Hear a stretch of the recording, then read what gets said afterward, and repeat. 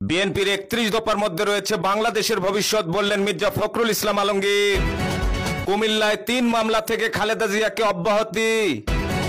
জামায়াত নির্বাচনে সুষ্ঠু পরিবেশ চায়, বললেন গোলাম পরোয়ার।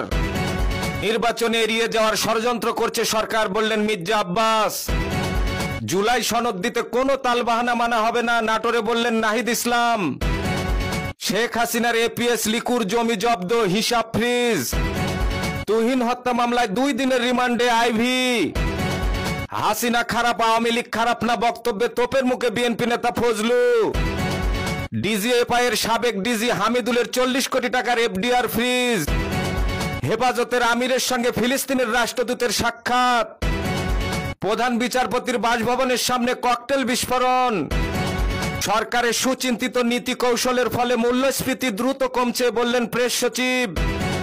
ঢাকার বাইরে হাইকোর্ট বেঞ্চ স্থাপনের সিদ্ধান্তের প্রতিবাদে সুপ্রিম কোর্টে বিক্ষোভ। উত্তাল সাগর ঢেউয়ের তোড়ে ভেসে গেল জেলে। গাজায় ক্ষুধা দুর্ভিক্ষ নয়, বরং পরিকল্পিত যুদ্ধ কৌশল। যুক্তরাষ্ট্রের শুল্ক বৃদ্ধির হুমকিতে ইউরোপীয় পণ্য, বিশ্ববাজারে অস্থিরতা। ইয়েমেনের 3টি বন্দর ও বিদ্যুৎ কেন্দ্রে হামলা, ভয়ঙ্কর পরিণতির হুমকি। গাজীপুরের 100 কোটি টাকার সম্পত্তি আওয়ামী লীগ নেতা 2 ভাইয়ের কবজায়। টাঙ্গাইলে বাস সিএনজি সংঘর্ষে নারীসহ 3 জন নিহত। গত 24 ঘন্টায় সারা দেশে বিশেষ অভিযানে গ্রেপ্তার 1501। ব্যবসায়ীর কাছে চাঁদা চাইলেন বৈষম্য বিরোধীর 2 নেতা, অডিও ফাঁস। ডেঙ্গুতে আরো 3 জনের মৃত্যু, হাসপাতালে ভর্তি 492। গরুর মাংসের সঙ্গে মাশরুম খাইয়ে শ্বশুর শাশুড়ি সহ 3 অতিথিকে হত্যা। মাগুরায় সেনাবাহিনীর অভিযান, অস্ত্রসহ আটক 2। 5 দিন ধরে পুরুষ শূন্য মুরাদনগর ট্রিপল মার্ডার মামলায় ডিবিতে স্থানান্তর। শেখ হাসিনাকে বাংলার ইয়াজিদ বললেন এবার এনসিপি নেত্রী। নির্বাচনের মাধ্যমে সঠিক পথে এগিয়ে যাবে দেশ, বললেন মির্জা ফখরুল ইসলাম আলমগীর। গণহত্যার মামলায় হাসিনার বিরুদ্ধে অভিযোগ গঠনের আদেশ বৃহস্পতিবার।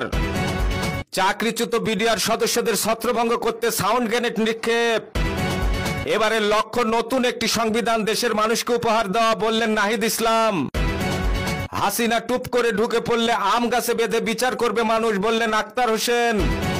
সাবেক আইনমন্ত্রী আনিসুল হকের 2 দিনের রিমান্ড মঞ্জুর।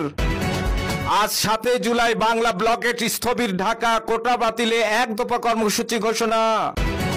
ফিলিস্তিনিপন্থী গ্রুপকে নিষিদ্ধ করার পক্ষে ভোট দিয়েছেন টিউলিপ। এবার গাজা থেকে ইসরায়েলের রকেট হামলা। সংশোধনী প্রস্তাব আনছে ঐক্যমত কমিশন, বললেন ডক্টর আলী রিয়াজ। মধ্যরাতে নারী ফুটবলার